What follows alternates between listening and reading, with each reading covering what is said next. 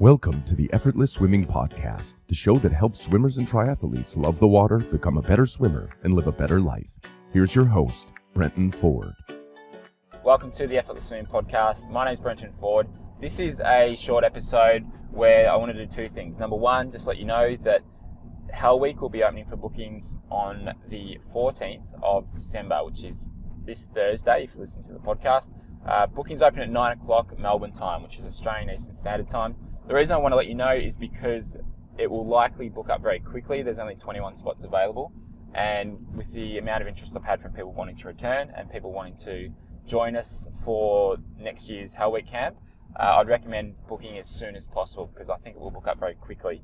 So if you'd like to book in for our Hell Week camp in Thailand next year, go to effortlessswimming.com/Hell Week and make sure you go there at 9 o'clock Melbourne time because that's when bookings will open. And once they're full, then it's unlikely you'll be able to get in unless someone cancels their spot, which there'll be a waiting list.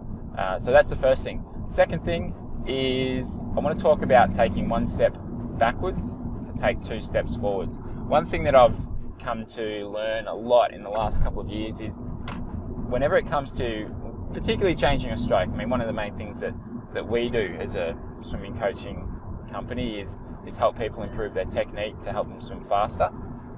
One of the main things that I find is that whenever you're looking to adjust or change a habit, and particularly change a motor pattern, you're going to have to take one step backwards in terms of your speed, how you feel, and also just kind of where you're at with your swimming in order to take two steps forward. An example of this is when I did filming 2 or 3 months ago, and this is for me, and then I picked out two key things that I was working on. Number one was I had to go a bit deeper with my catch and my pull through. I wasn't quite going deep enough, so I wasn't able to pull as strong as I could. So I wasn't able to engage my lats as much as I could, and I just had to go 5 to 10 centimeters deeper with both arms. The second thing, my right wrist was breaking, so my fingertips were tipping down too much, so I was losing some surface area on my right hand. So I needed to work on keeping that as one paddle while I was pulling through.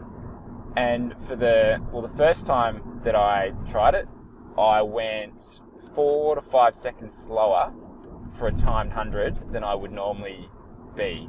And the reason for that was I'm trying to maintain these changes that I'm looking to make, and I just couldn't do it at speed. It actually made me slower. And this is so common when it comes to changing your technique. You're not going to either have the strength or have the ability to hold it under pressure and at speed first off. So it will take you a while. And it wasn't until 3 weeks later that I actually got back down to the speed that I would normally be at for a timed 100 push off the wall. And then about a week later, I finally started going quicker. I went about a second quicker than normal. And then the week after that, I went about 2 seconds quicker than normal.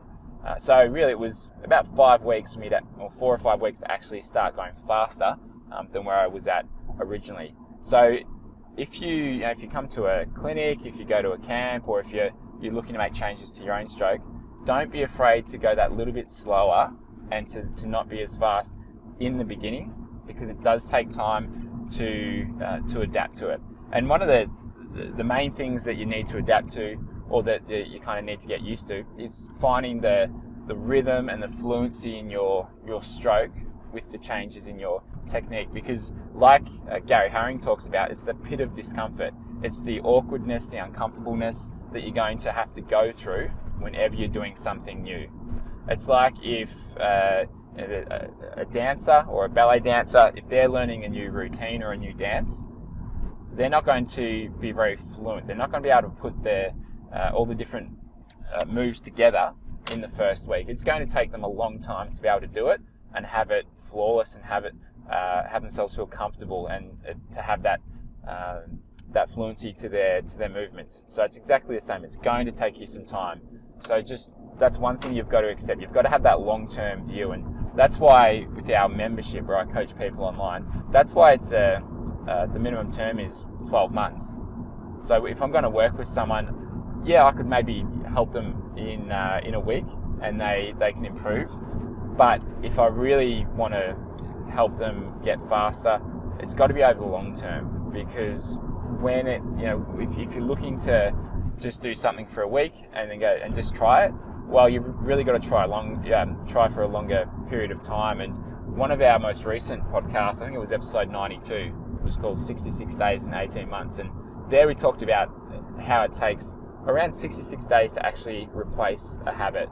And if you're looking to try something, give it 18 months for you to get the full experience and know whether that's something you want to do. So you've really got to be looking long term when it comes to becoming a better swimmer. And so you're going to hit some highs, you're going to have some lows, but the main thing is that you keep on track and keep moving towards that goal. And don't stop doing something if you have a little bit of a setback, like going slower initially when you make changes to your stroke. So that's what I wanted to talk about today, is the long-term approach, and it's okay to take one step back, to take 2 steps forward. This has been another episode of the Effortless Swimming Podcast. I'll be back very soon with another episode. Thank you very much for listening. See you next time. Thanks for listening to the Effortless Swimming Podcast. If you'd like us to help you become a faster, more efficient swimmer, go to www.effortlessswimming.com.